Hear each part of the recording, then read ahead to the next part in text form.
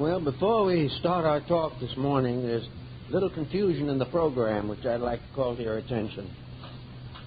On May 17th, which is a week from today, John Irwin is listed to speak, but it's not possible for him to keep that appointment, so I'm taking that Sunday. I'll be here with you again next Sunday, and I will give the talk that was intended for June 21st, the Chinese astrology, the year of the rooster. So that will be the subject for next Sunday, and John Irwin will be speaking on the date that I've given up in June. That makes it all very clear, I'm sure. In other words, we hope to see you next week. The subject of the morning is really a very difficult one to approach in a factual manner. We all realize, I think, that there are a great many things that are true, but which can get people into trouble. We are not doubting or questioning the existence of psychic phenomena.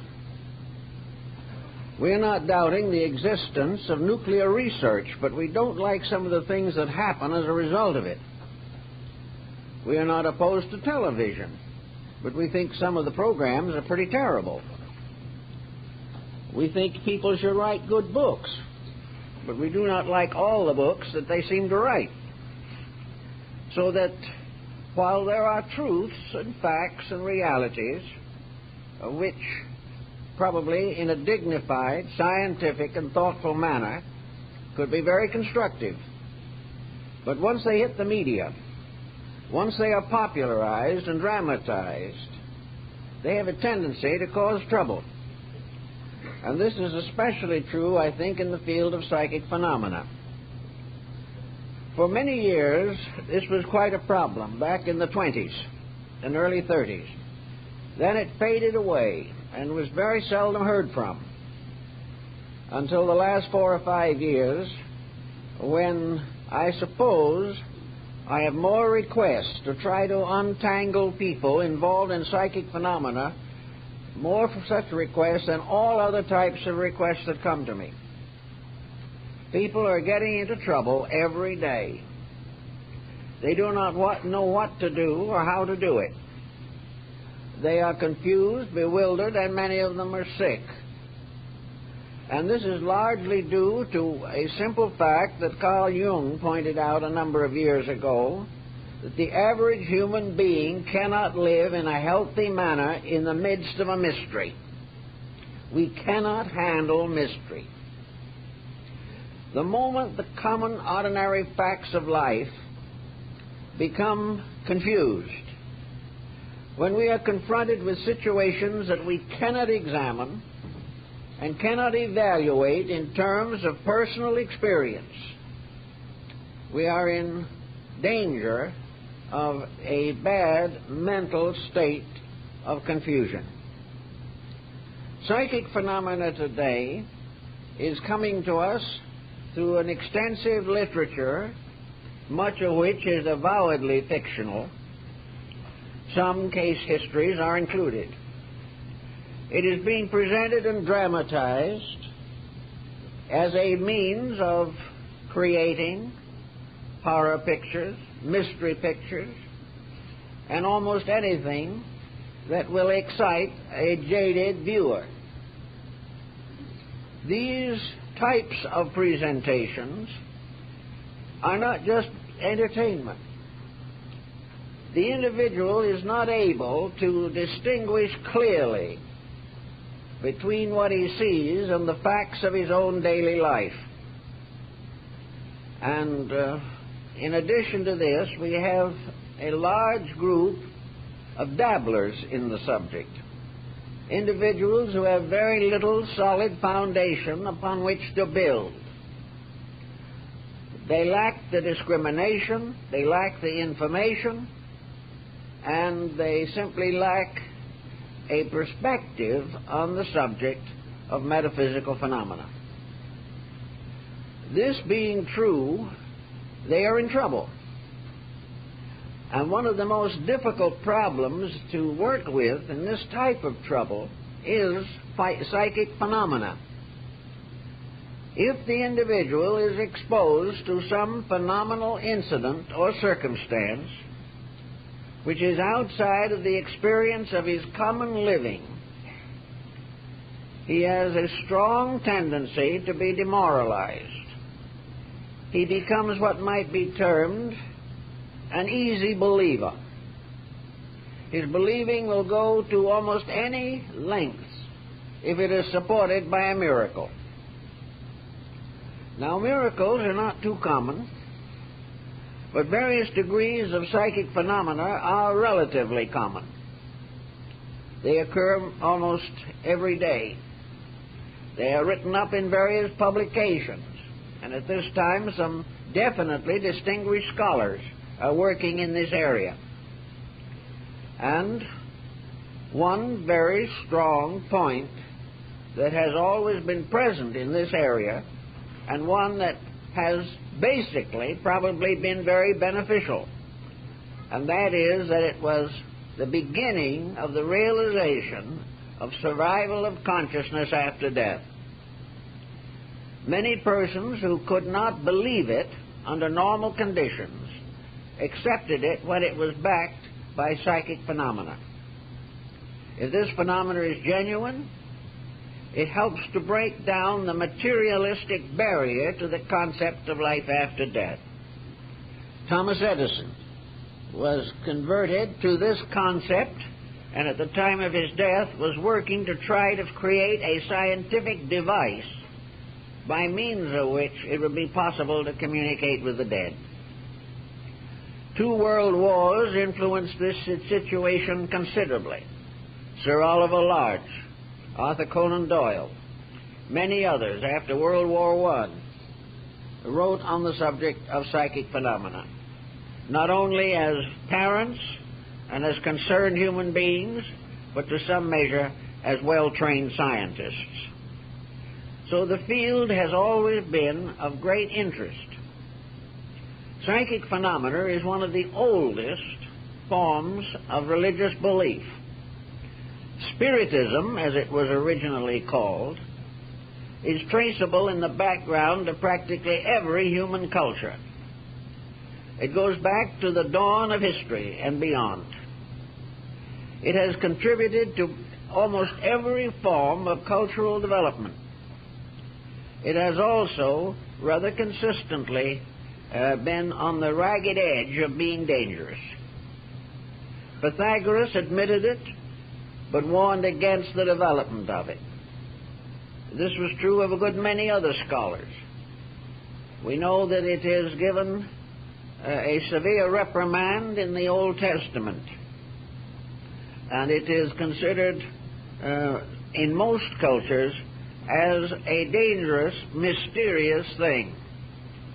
Now, why do we consider it dangerous, and why is it so mysterious? I think we have to divide psychic phenomena into 2 general classifications: genuine and fraudulent.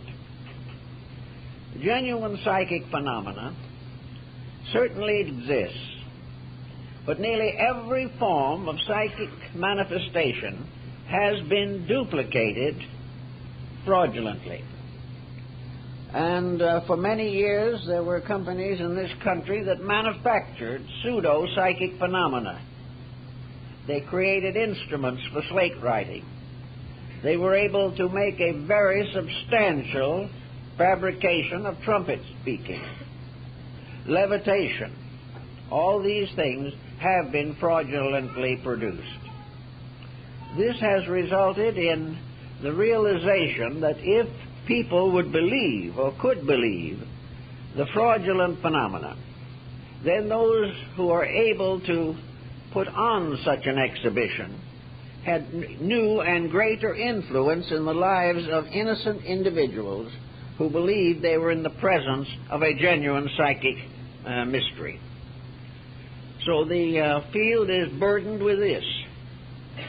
It is also burdened by a common fact of human nature, namely that even the most gifted psychic or medium cannot produce phenomena on demand. The individual cannot guarantee the appearance of genuine phenomena just simply because someone comes in and asks for it, or a group of people gather to see it. Therefore, nearly all phenomena has had to be, to a measure, supported by psychological or other forms of instruction. The individual has had to supplement phenomena with other means of influencing the minds of persons he wished to influence. This gradually got more or less out of hand and has been for a long time a very serious handicap to the development of the genuine faculties of man's extrasensory perception range. Now, some types of psychic phenomena are more commonly fabricated than others. Some types are so personal, so intimate, so tied to the individual himself, that there are no elements of probability that they could be fabricated. One of these, for instance, is psychometry, in which the individual himself has the experience of finding certain memories, thoughts, or reconstructions of previous incidents as a result of his own nature.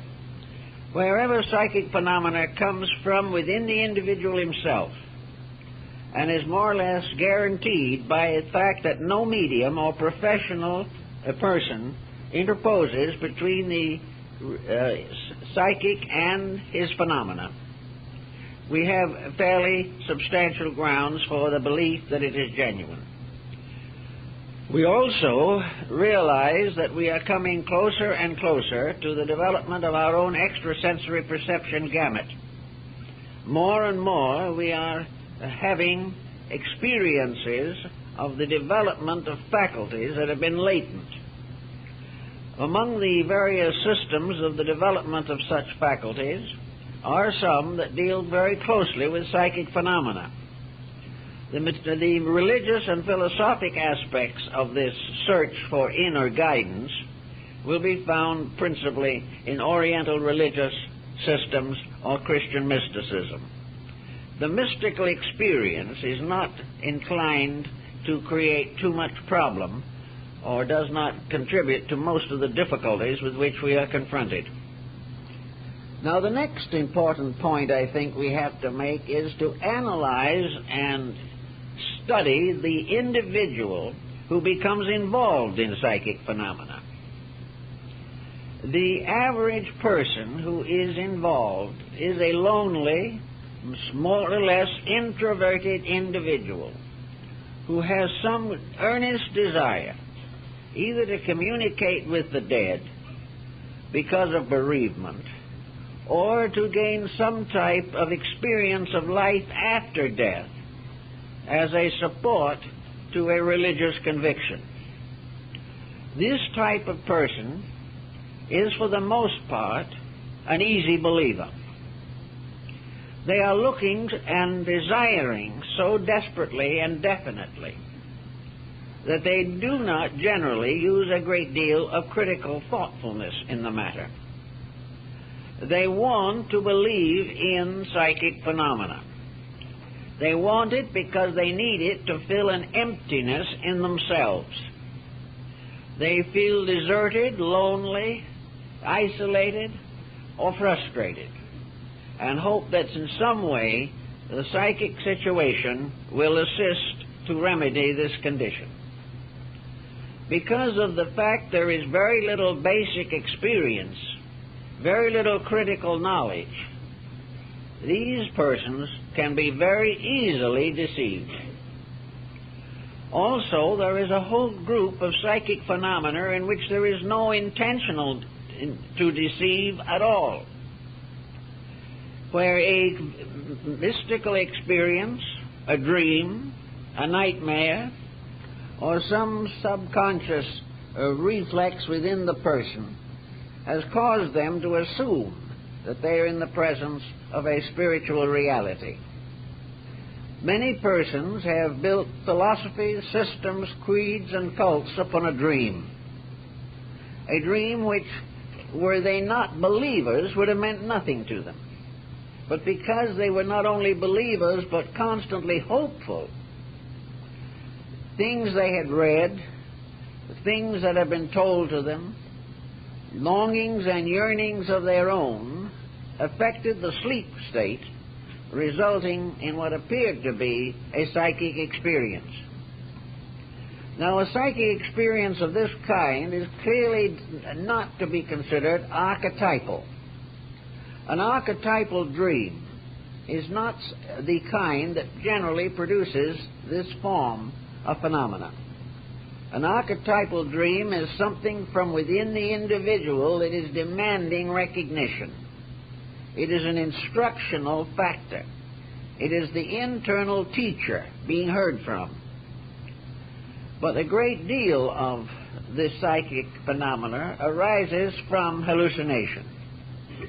It arises from the individual whose desperate desire to believe permits him to believe that which is not reasonable, not probable, and not consistent with his own good.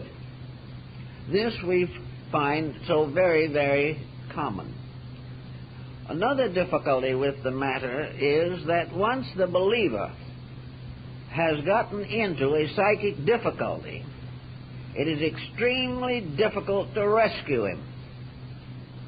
The psychic experience which he believes to have occurred is stronger than any counseling that can be given to him. Once he has decided that he is in the presence of a spiritual experience, there's very, very little chance that you can talk him out of it, even when it becomes obvious to a third person that the experience is not genuine. We have all the time this type of problem coming in, people wanting help in these various fields. But it is practically useless to try unless the individual involved is willing to try his own experience for himself.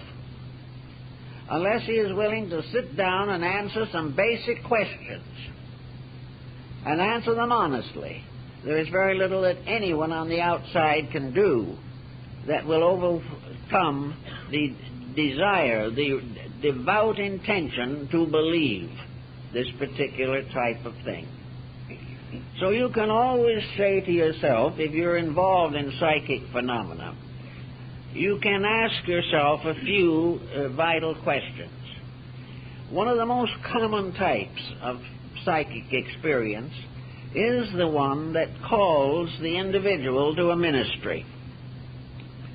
It is one in which something, usually the subconscious, seeking release, seeking the experience of self-superiority, likes to hope or feel or believe that they are called to change the course of history, that they have a message that has been given to them that the world is waiting for. Now, the question that you ask these people frequently is why, if you feel this way, do you believe that you are peculiarly qualified to receive this message? What made you the candidate for this overwhelming revelation?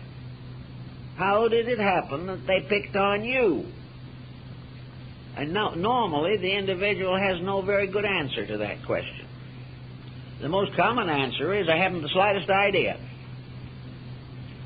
So you start to try to find out, and you say to yourself, if you were hiring someone to carry on a special and delicate and difficult task, how would you choose to engage that particular person? Well, you'd ask questions, you'd get a resume, you'd find out what they'd done, you'd try to locate something in them by which they were peculiarly fitted to do the thing that you needed done. Well, we may assume that some powers on the other side of life, selecting a candidate for a delicate job, would also explore into the capacities of that person. They would choose someone who could do the work, who had a background for it, who was well integrated personally, and could carry this responsibility with dignity, whose integrity was so great they would not exploit or commercialize it, and would not be led astray by various temptations involved in this type of labor. But you ask the person these questions, and you seldom, if ever, get a decent answer. The thing is, they just don't know. They believe that they have been chosen, but they do not know why. And when an individual has this particular problem, a very interesting thing comes along. I've had many people come to me and say, I have been selected for a very important work. Well, so what is it? I don't know. I have had a message. I can't read it. Perhaps you can tell me what I'm supposed to be doing. Now, it's difficult to imagine that a person would receive some kind of a serious job and not know why or how or what to do after they had it. And gradually it becomes more or less evident that the situation is bound to wishful thinking, a desperate desire to find some outlet, some way of attaining a kind of distinction in society. There are many types of this problem that come along as the days pass, and one of the other important factors we all have to bear in mind is that the person interested in this type of phenomena, usually it was sometime along the way, comes under the influence of group activities. Somewhere along the line there is someone who is specializing, or believes they are, in this type of research. And there is a constant tendency of people of this type to want to get further development, to get further strengthening of their extrasensory perceptions through some type of personal discipline or instruction. This gets to be very complicated, however, unfortunately, because in many instances the blind lead the blind and everything goes bad. In other instances, we find the individual presented with a type of mystery in the group with which he associates himself, which is not very healthy. Not long ago, we received a letter requesting information. This person wanted to join a group that they felt might have the kind of answer that they were seeking. But in order to join this group, they had to take an obligation. They had to take a vow that they would give complete, unquestioning obedience to the leaders of that group. Whatever the leader asked them to do, that they would do without question or hesitation. Well, I would be very much inclined to depart from that group or never get into it. In the next place, in the same point of view, the information was not available as to who was the head of the group. So you were taking a blind obligation of total obedience to persons you have never known, never heard of, and have no way of estimating. When you get a situation of this kind, I think the wise person is best invited to refrain from accepting such an obligation system. The individual's only primary obligation is to God. And next to that, his own integrity. He has certain social obligations to his nation, to his family, to his society. And to compromise these with some kind of an obligation which we are not able to understand, requesting that we take upon ourselves the complete servitude to an unknown person, is not in line with true esoteric good taste or safety. It is a very dangerous thing. Also, we find very often the rising tide of commercialism coming into this problem. The formation of groups, the writing of books, the production of television or theatrical plays for business reasons, for profit, and as far as that's concerned, simply to cater to a market is not a good way for the mysteries of life to be promulgated. It is much too dangerous. I have read a number of the recent books dealing with these subjects. One or two have been very well written and carefully written. For the most part, the others are simply paperback fantasy. They are written only for one purpose, and that is to sell and make money. And these are taken seriously by persons who are already sold to the idea that such procedures are possible. If a person is interested in becoming a member of some mystically oriented organization, it is up to them, for their own security and safety, to make a thorough investigation of the background and foreground of such a group.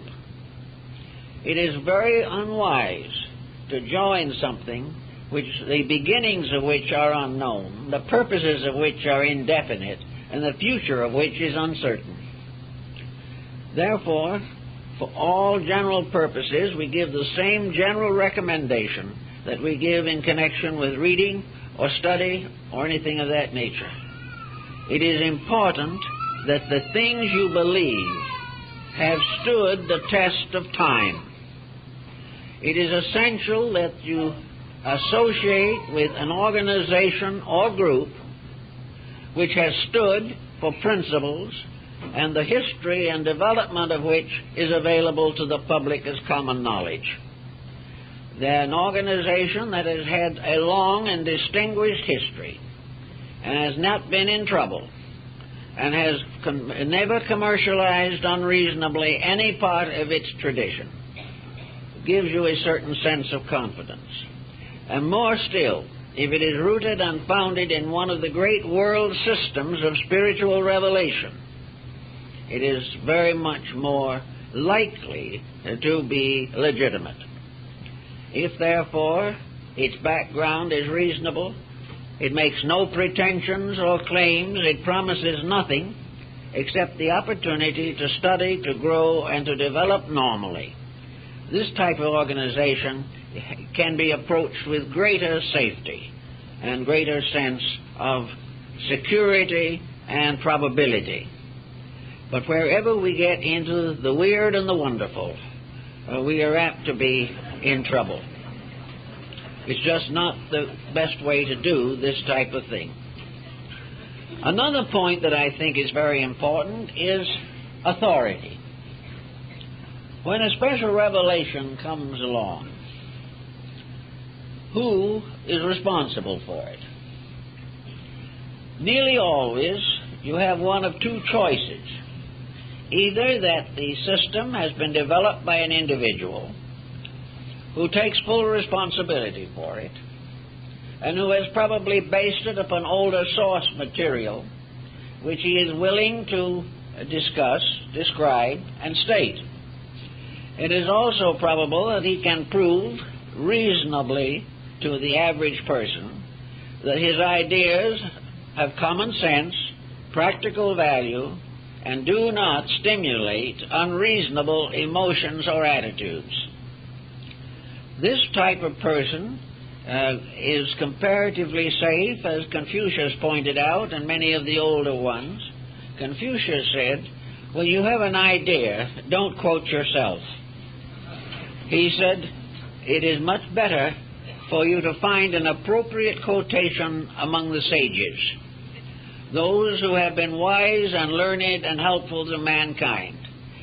If you wish to make a statement, always back it up by some legitimate person who has proven in daily life that they knew more than the average, and that this knowledge has endured and been supported and substantiated by centuries of application, then you're reasonably safe.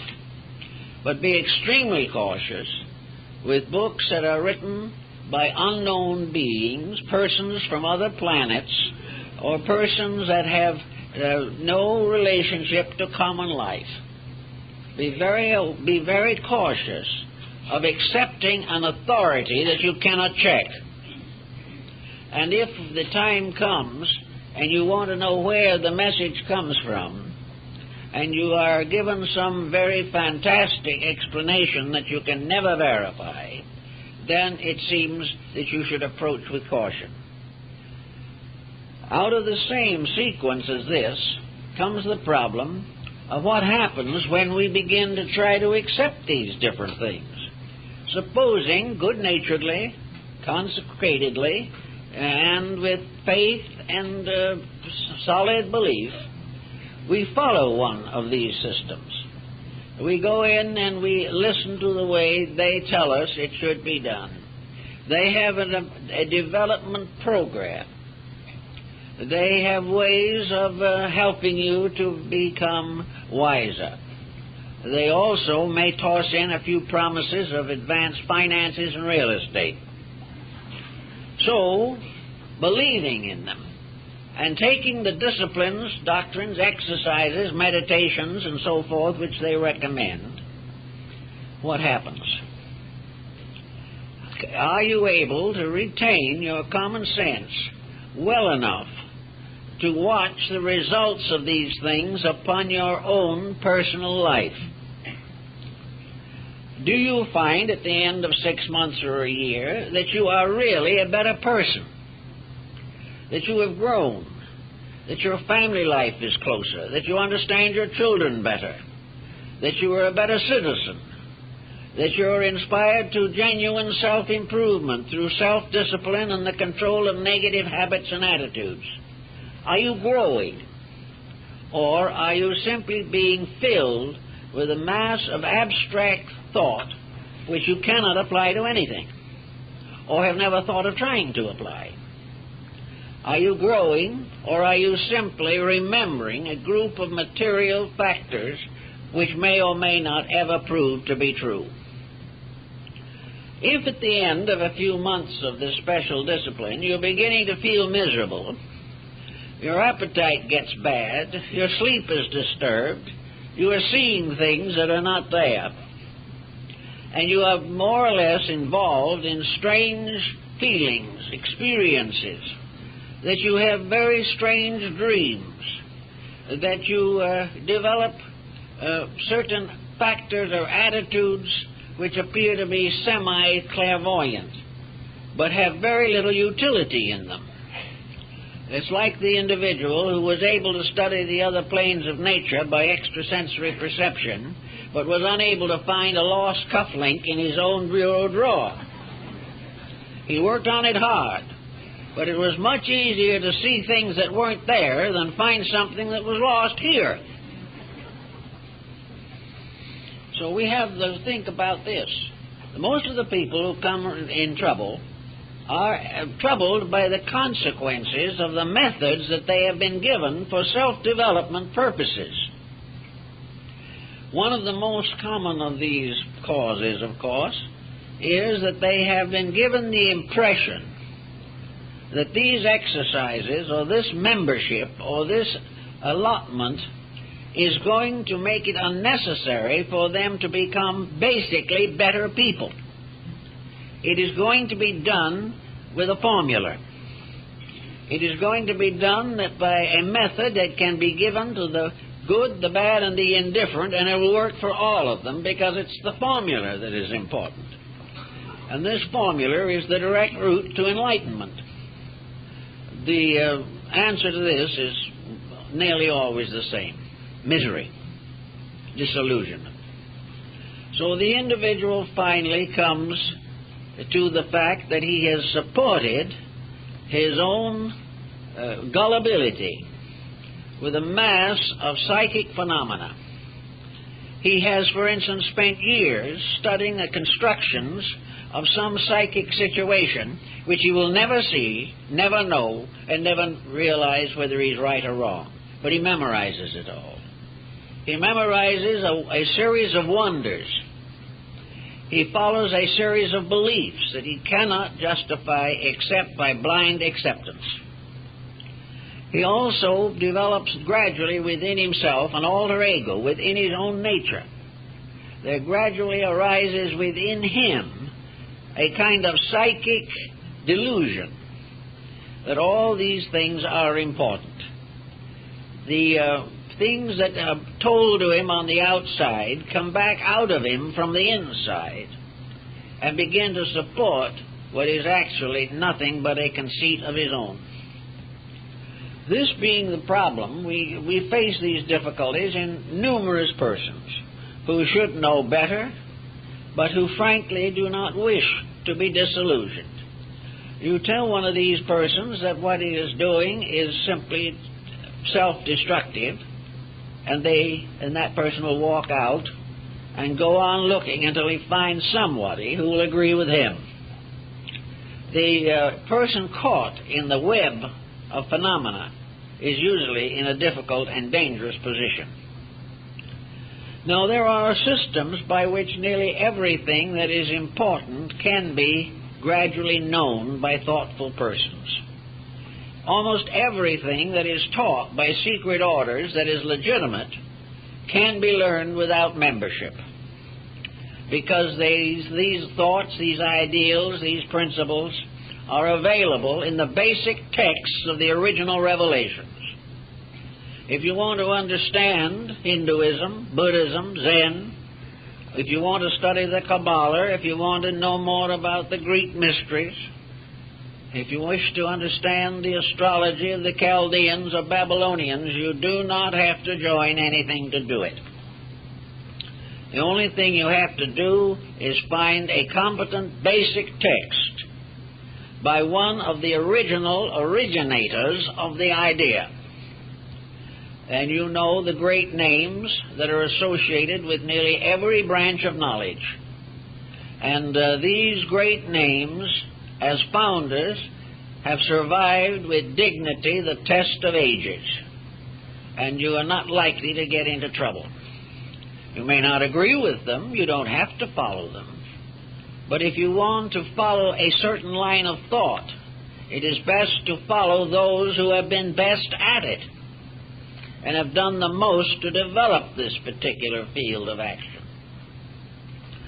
Now, it's a very difficult thing in many instances to determine the difference between psychic phenomena and psychological phenomena. This is something that has confounded the ages. And even today, experts have not entirely smoothed out this mystery or this strange parallelism of phenomena. A psychic phenomena can be largely reproduced psychologically. It is, however, not likely that such a psychological procedure will have physical equivalence. But this is not necessarily true. It is quite possible for the psychic energies of the individual, when strongly developed and specialized, can result in physical phenomena. Examples of this, of course, are table levitations and things of this nature, in which a physical factor is present. The average medium assumes that this physical factor represents another being, an entity from the other side of the veil. That it's another being that produces the phenomena. Actually, there is no reason to question that it can be produced by the individual who is there at the time, by the use and specialization of the psychic energies within himself. It is perfectly possible for a pressure of energy from the invisible part of the person can be precipitated to produce at least a minor physical symptomology or symbolism. So psychological phenomena can include some physical manifestations that have generally been regarded as conclusive of the presence of another being. The psychological phases of phenomena are mostly in the form of internal experiences of one kind or another. They include possessional and obsessional circumstances. Most cases of psychic possession or obsession are psychological. They are not due to the actual presence of another being, but they are due to conditions within the individual himself which have produced a kind of psychic demonology in his own nature. He is presented not with another entity, but with the negative entity of his own personality. The demon in him is the source of his obsession in most instances.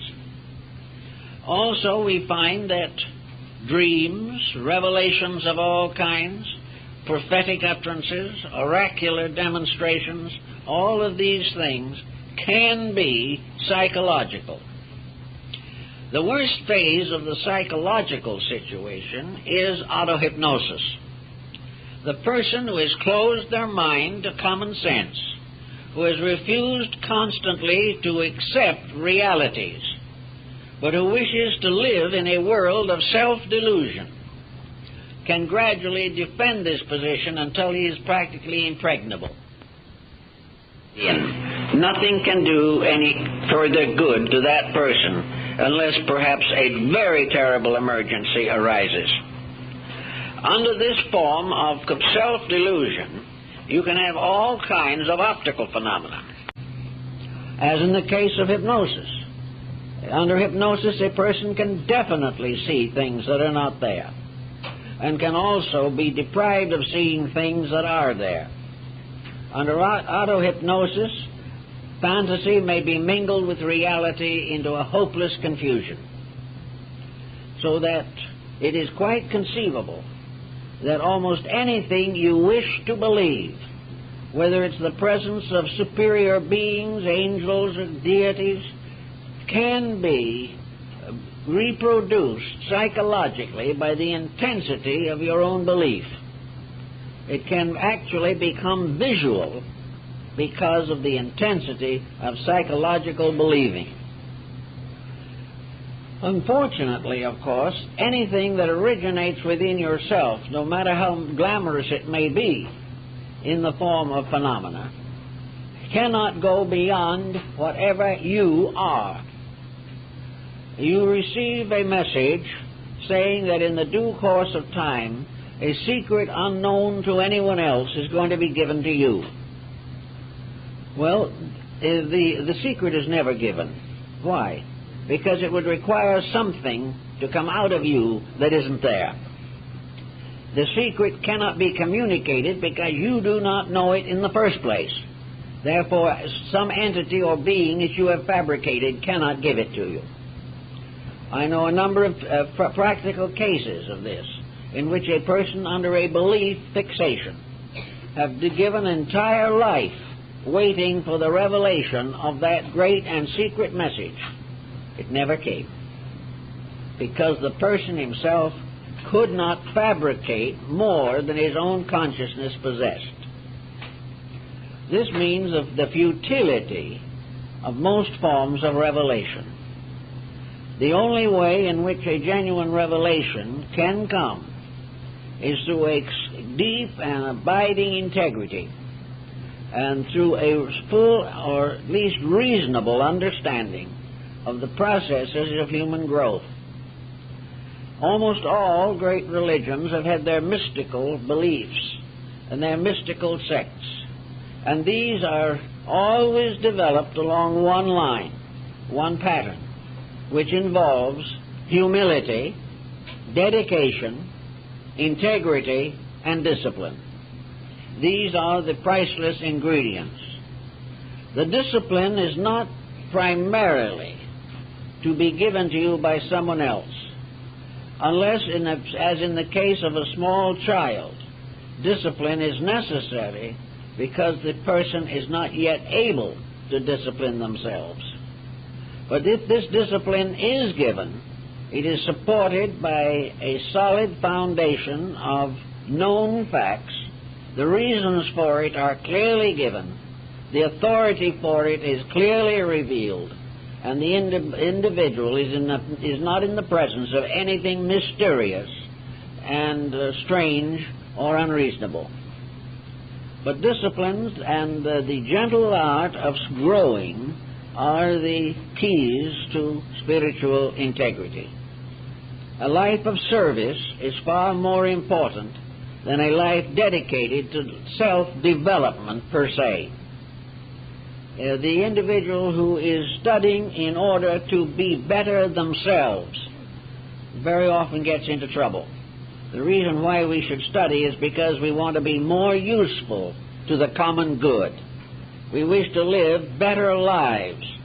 It is not that we wish to be superior to others, but that we wish to be suitable to the needs of others in their various walks of life and their various degrees of personal unfoldment.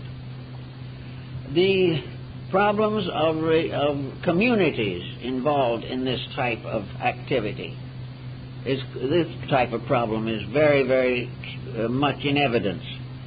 A community of spiritually oriented people is in the same dilemma that the world is in today, for the reason that every nation believes it is right and cannot get along with anyone else. Most of these groups of persons either have to be dominated by an individual whose knowledge may not be adequate, or else the gradually competition comes in. The individual is no longer satisfied. He must either finally agree with the others or depart. And if the others were doing a job good enough to agree with, it might be different, but this is not always the case. So for the most part, the person grows best by staying in the world, meeting the problems of the day with integrity, and recognizing that the problems and responsibilities of life are the great initiators into the mystery of the Holy Spirit. That there is no other way in which it can be done successfully.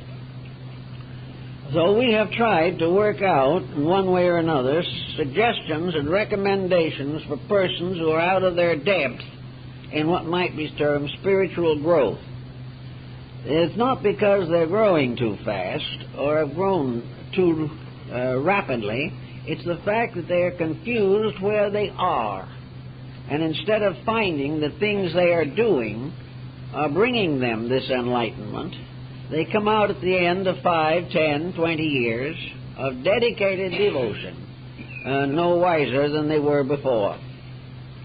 If their dedication was sincere, they may do well and grow even if the instruction is wrong. Because it is not the instruction, it is the dedication and the integrity that constitute the source of growth.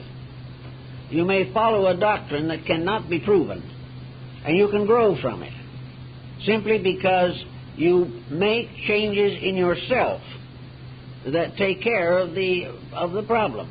You become more dedicated, more devout, more sincere. And through unselfish dedication to an idea, even though the idea may not be completely correct, there is a definite growth to the person. This is why all sects of religion, regardless of whether we approve of them or not, are equally important in bringing to each individual the opportunity to make a personal dedication to something greater than himself. This is the important thing. But it is one thing to be dedicated to a great pattern of things, and quite another to be dedicated to something that is ephemeral, has no essential substance, and is backed only by a weight of words rather than a weight of deeds. So we try to work out some kind of a solution to these particular problems. If, in the course of trying to grow sincerely and lovingly and as wisely as you know, you're in trouble. Particularly in trouble involving the nervous system, in dreams, spiritual visitations, various obsessional factors, or visitations, or if you believe you're being haunted, or if your health is failing, or your family can no longer get along with you. The point is, stop right then and there. Stop any system which makes it impossible for you to be a normal person. Because growth is not by way of abnormalcy. Growth is an expansion of normalcy to higher levels of usefulness and integrity.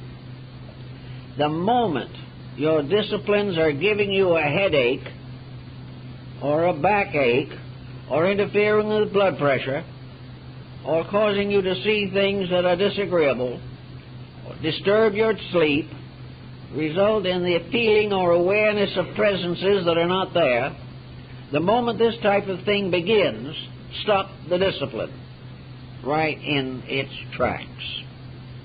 Go no further.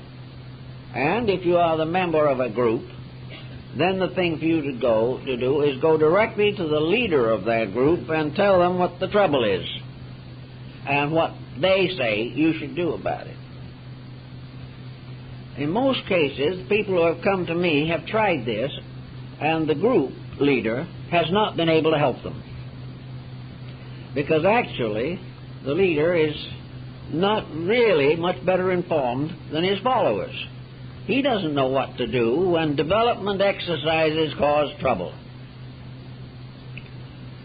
Development exercises, in general, are an effort to make spiritual growth a scientific process. In certain areas, as in the higher phases of Raja Yoga and things of this nature, advanced stages of Zen, there are many very important scientific factors involved. But nobody gets to that point until he is well qualified to accept these revelations without self-delusion. It takes anywhere from 5 to 20 years of patient self-improvement to prepare the individual for some very advanced type of instruction. The whole system has to be built up. Every part of life has to be brought into coordination. For whatever the weaknesses are, they are the things that will get you into trouble. A most common weakness is gullibility. And against that there is no defense except common sense. So if you are being instructed, try to find out how this instruction is being given and what the instruction is. And if it does not work, stop it. If any unpleasant symptoms arise, stop it. Also, if you find that you are not well integrated in the activity you are carrying on, supposing you feel and discover from experience that the group activity with which you are associated is not good for you, the answer to that is move out of the group. Now, there's a catch in this, however. For a great many groups have the attitude that if you leave them, they will punish you. You are warned that if you do not stay with the organization, that the organization will do various psychic things to hurt you. The moment this comes into the picture, anyone with common sense knows the quicker they get out, the better. But to a great many persons who have become believers in the power of mind over matter, who are convinced that this teacher could produce an adverse or malicious force in their lives, these people settle down to frightening themselves to death. It doesn't follow that the leader of the group has to do anything. The individual who believes he can and believes he would will take care of the situation themselves. They'll have all the experiences, all the persecutions, all the psychic maliciousness you can imagine, simply because they believe firmly that the person whom they suspect is well able to perform such activity.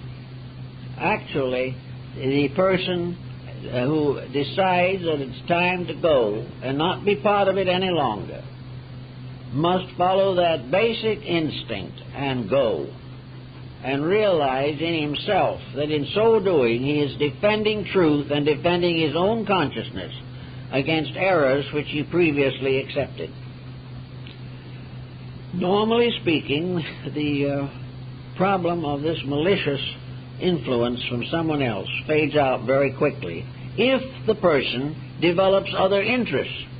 But if they are frightened to death, go and live alone in a room or an apartment, settle back and worry over every night that this is going to happen, then you have the type of person who is fit for exorcism.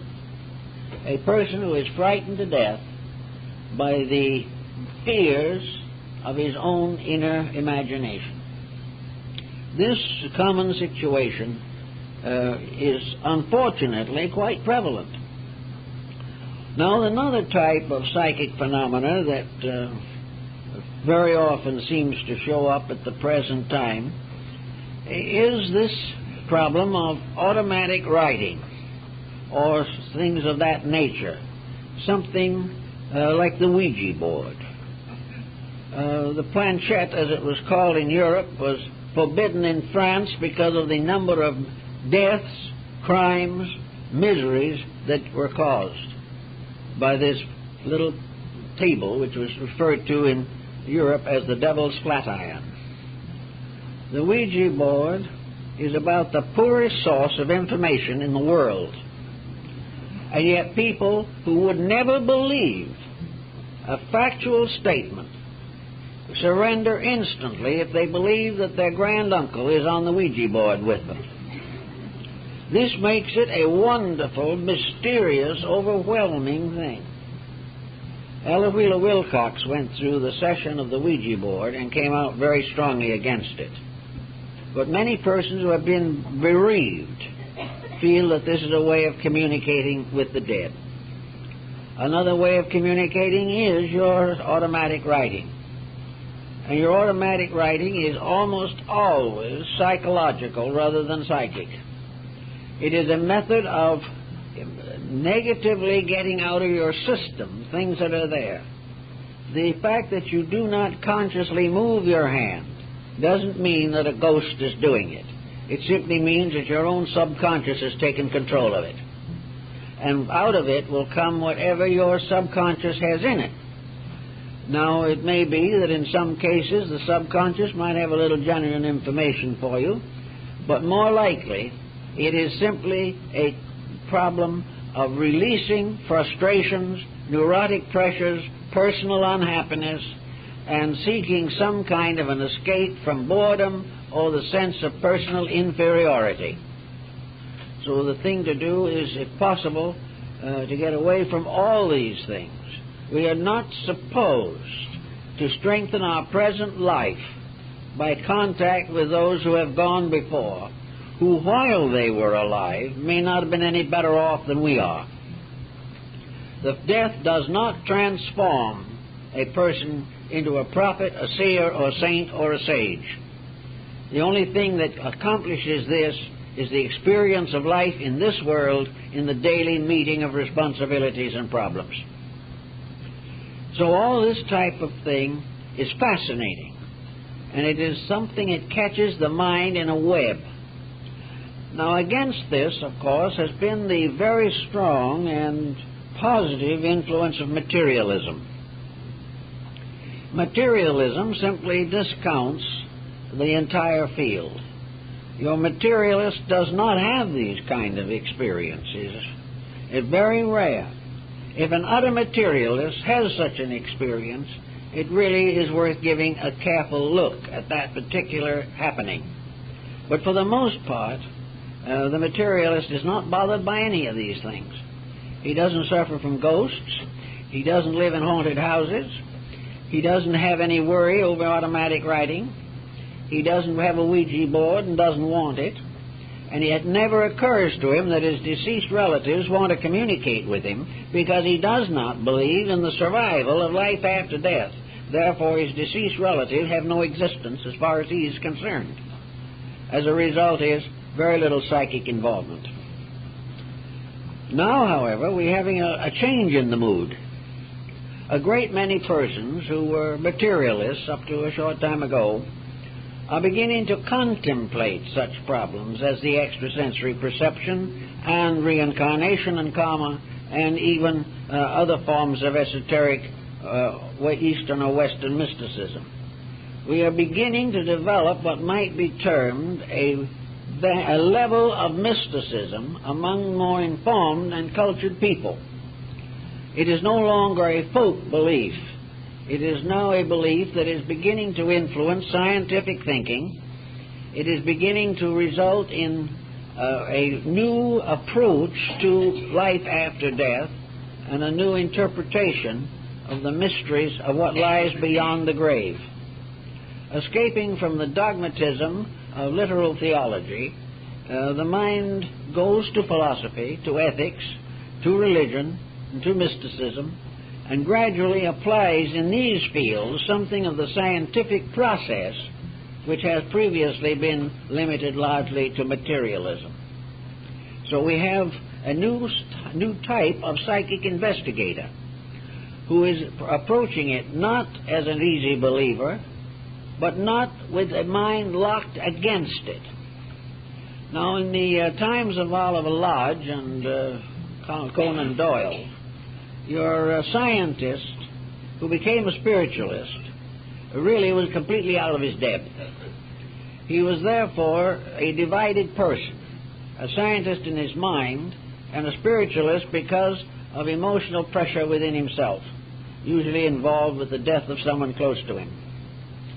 Now, however, we have a somewhat different point of view. The new type of research is not based upon a desire for consolation from beyond the grave. It is now an effort to expand the dimensions of life, to discover, if possible, what is happening in the psychic, soul, and spirit realms of human existence, to find out the causal world, the world from which things descend into visibility. Now, and not too long ago, anything in that invisible world, if it existed at all, was frightening. Demons were invisible to the average person, but they were part of the inhabitants of this world of Dante's Inferno. We were afraid of the dark. We were afraid of that type of darkness which is called the unknown. We were afraid that outside of the range of our own physical limitations was a realm of values so immense, so incredible, and so complicated that the human mind could not cope with it.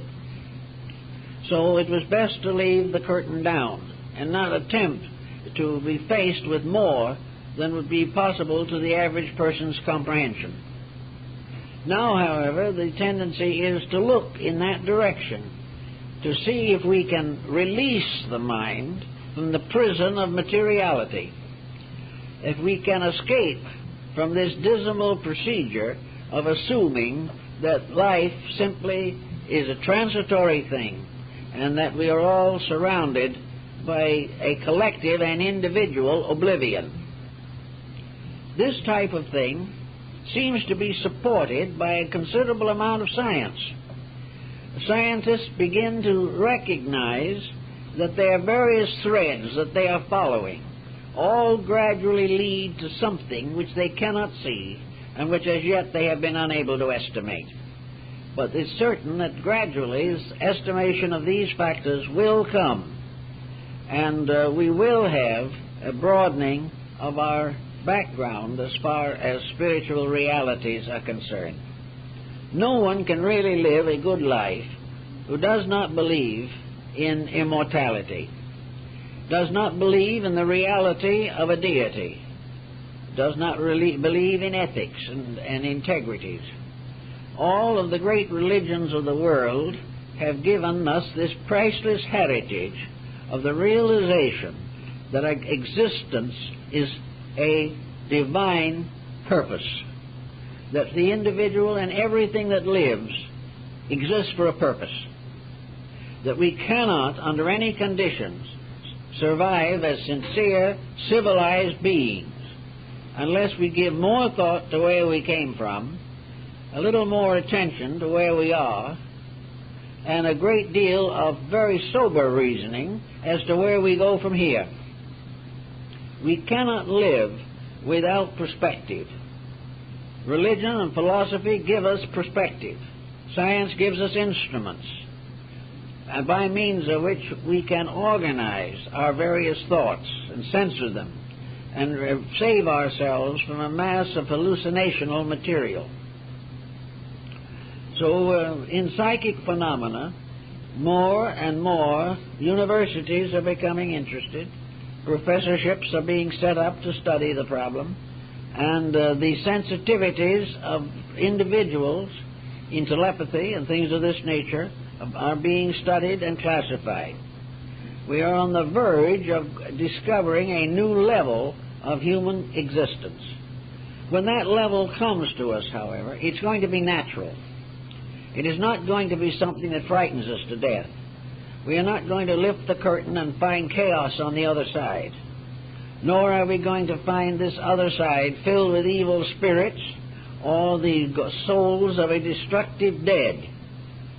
This problem of what we're going to find there will gradually be solved, and we will discover that the invisible cause of visibility is not evil. It is not something terrifying. It is not nothing but punishment. It is, in fact, a new land which we are going to have to explore and colonize in due time. Lands and worlds that lie beyond our present temporal boundaries. But whatever is there is not going to hurt us. It's not going to be dangerous to us.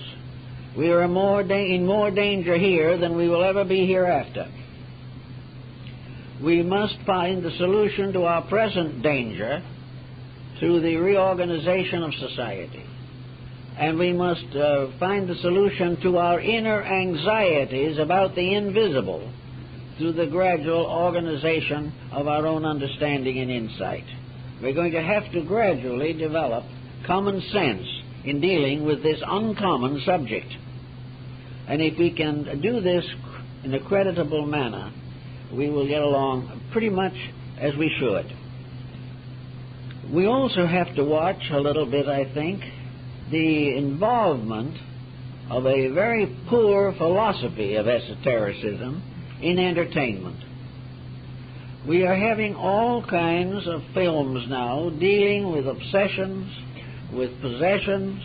We are having all kinds of demoniacal factors, all kinds of psychic persecution.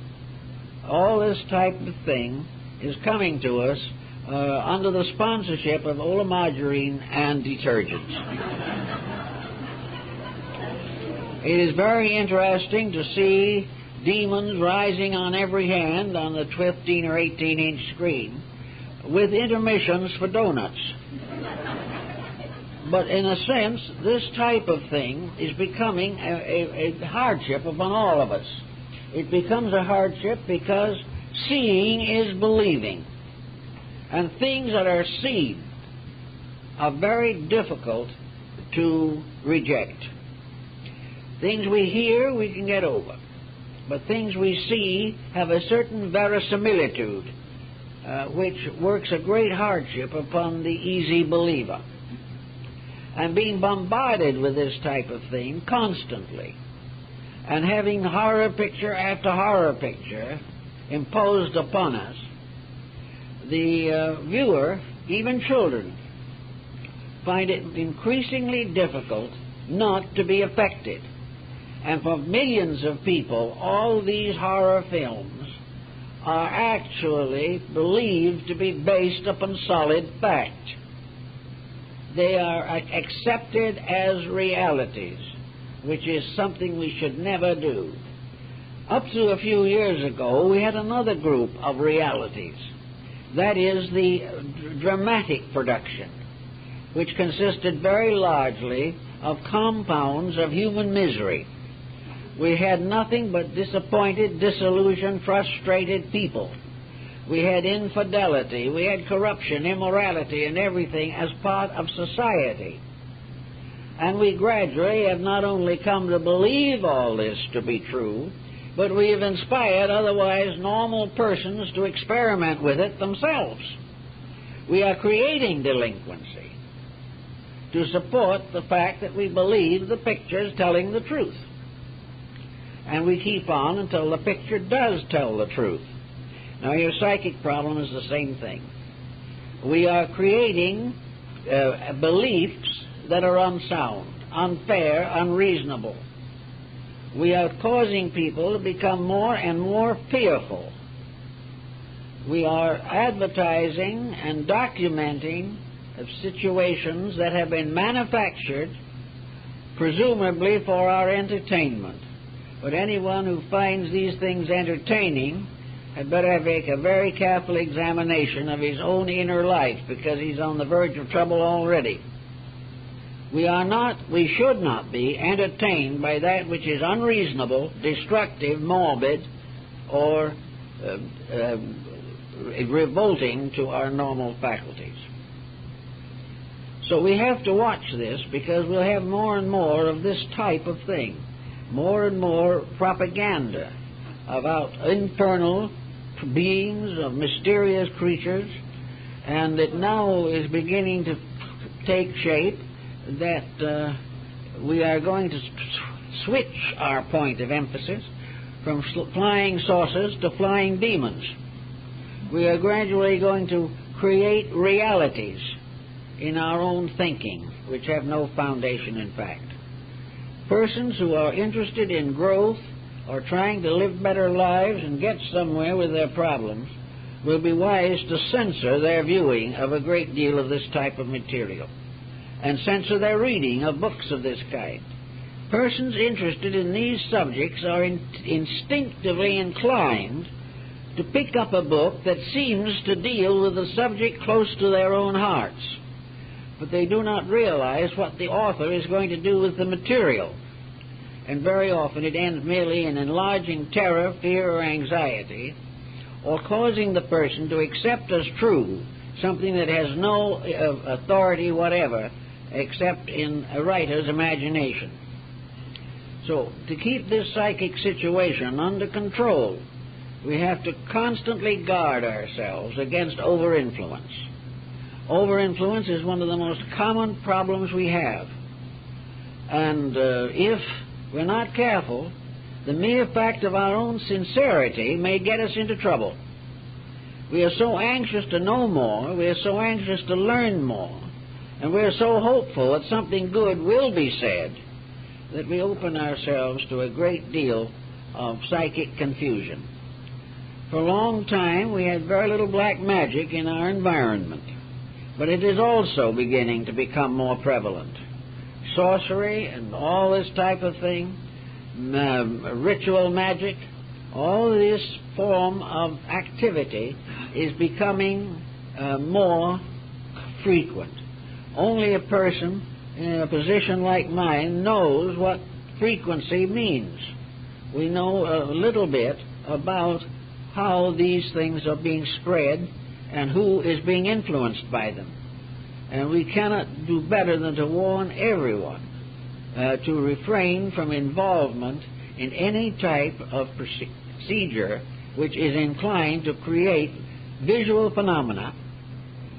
We have people who are trying to develop the yoga systems who are in serious trouble because they have tried to become spiritual before they had become honestly adjusted as normal human beings. They were trying to develop extrasensory perceptions when they had not developed the sensory perceptions they were naturally endowed with. We like to jump into something superior. We like to think that we are uniquely capable of a much higher degree of insight than we now possess. But the truth is we have just exactly the amount of insight that we're entitled to.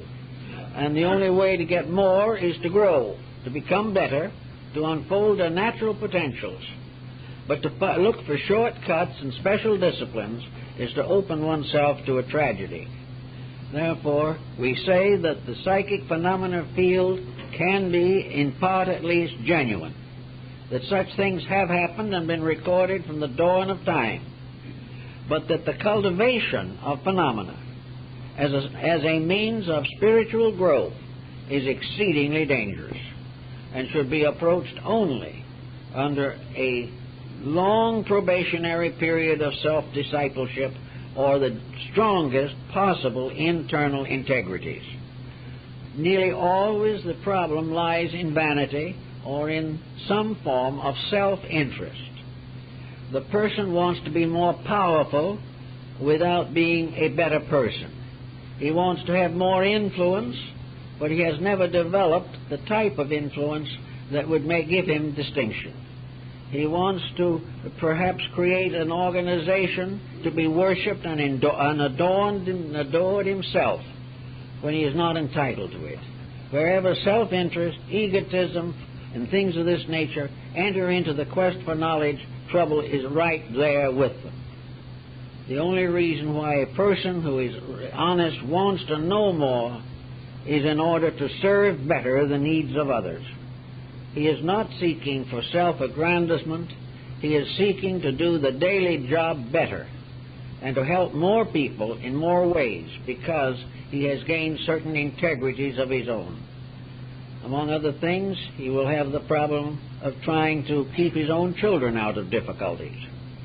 The use of knowledge is to help others, not to advance one's reputation or distinction. It is not at all necessary that the individual should have ulterior motives. It is much better to be very simple, very honest, very kind, very sincere, and try to grow as nature intended, step by step, degree by degree, strengthening growth through good works, earning the next step by being true to the present step, and realizing that the journey to wisdom is a long trip, but that each step toward that end is important, and any step which is circuitous or takes the person off the main track is simply time wasted. There's only one way of growing, and that is by becoming better through self-discipline and dedication. On that basis, there's no difficulty. Or if there is difficulty, we have the resources to meet it. But when we begin to get extravagant notions, then we're already on the way to disillusionment, disappointment, and very possibly sickness and disorientation. So we advise everyone to be very cautious and very thoughtful in these matters. Well, I guess that's all for today.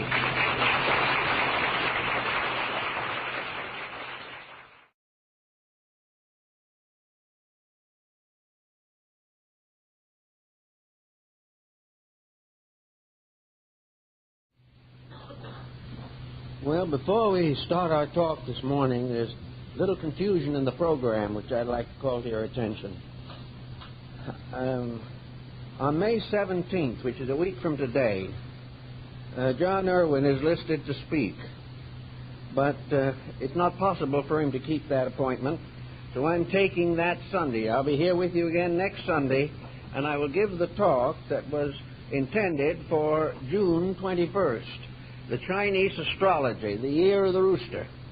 So that will be the subject for next Sunday, and John Irwin will be speaking on the date that I've given up in June. That makes it all very clear, I'm sure.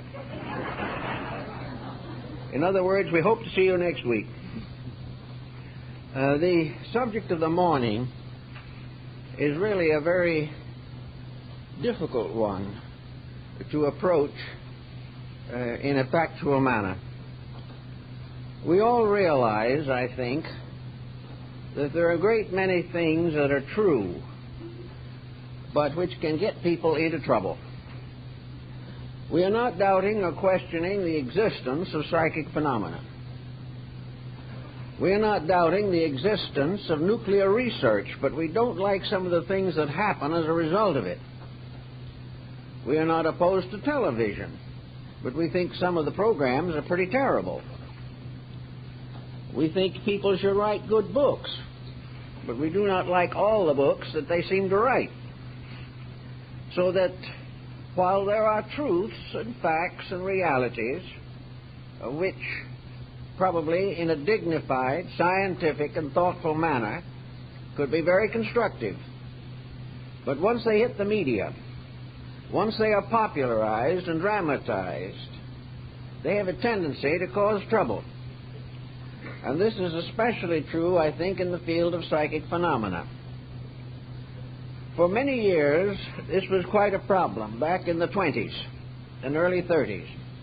Then it faded away and was very seldom heard from until the last 4 or 5 years, when I suppose I have more requests to try to untangle people involved in psychic phenomena, more for such requests than all other types of requests that come to me. People are getting into trouble every day. They do not know what to do or how to do it. They are confused, bewildered, and many of them are sick. And this is largely due to a simple fact that Carl Jung pointed out a number of years ago, that the average human being cannot live in a healthy manner in the midst of a mystery. We cannot handle mystery. The moment the common, ordinary facts of life become confused, when we are confronted with situations that we cannot examine and cannot evaluate in terms of personal experience, we are in danger of a bad mental state of confusion. Psychic phenomena today is coming to us through an extensive literature, much of which is avowedly fictional. Some case histories are included. It is being presented and dramatized as a means of creating horror pictures, mystery pictures, and almost anything that will excite a jaded viewer. These types of presentations are not just entertainment. The individual is not able to distinguish clearly between what he sees and the facts of his own daily life. And in addition to this, we have a large group of dabblers in the subject produced.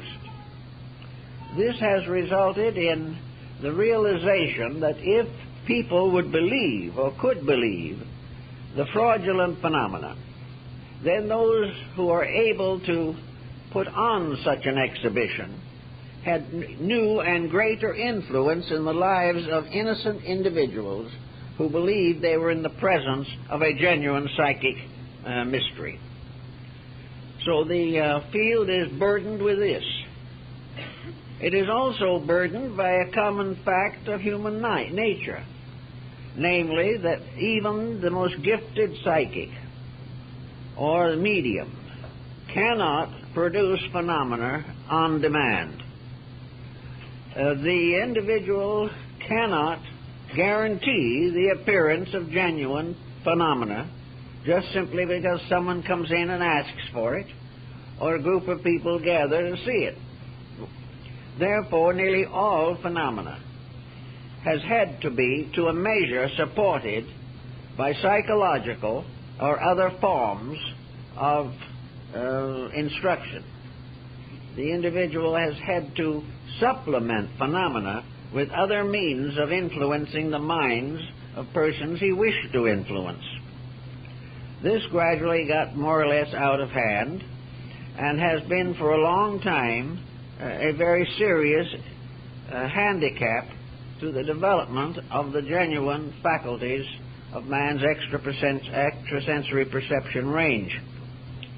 Now, some types of psychic phenomena are more commonly fabricated than others. Some types are so personal, so intimate, so tied to the individual himself, that there are no elements of probability that they could be fabricated. One of these, for instance, is psychometry, in which the individual himself has the experience of finding certain memories, thoughts, or reconstructions of previous incidents as a result of his own nature. Wherever psychic individuals who have very little solid foundation upon which to build, they lack the discrimination, they lack the information, and they simply lack a perspective on the subject of metaphysical phenomena. This being true, they are in trouble. And one of the most difficult problems to work with in this type of trouble is psychic phenomena. If the individual is exposed to some phenomenal incident or circumstance which is outside of the experience of his common living, he has a strong tendency to be demoralized. He becomes what might be termed an easy believer. His believing will go to almost any lengths if it is supported by a miracle. Now, miracles are not too common, but various degrees of psychic phenomena are relatively common. They occur almost every day. They are written up in various publications, and at this time some definitely distinguished scholars are working in this area. And one very strong point that has always been present in this area, and one that has basically probably been very beneficial, and that is that it was the beginning of the realization of survival of consciousness after death. Many persons who could not believe it under normal conditions accepted it when it was backed by psychic phenomena. If this phenomena is genuine, it helps to break down the materialistic barrier to the concept of life after death. Thomas Edison was converted to this concept, and at the time of his death was working to try to create a scientific device by means of which it would be possible to communicate with the dead. 2 world wars influenced this situation considerably.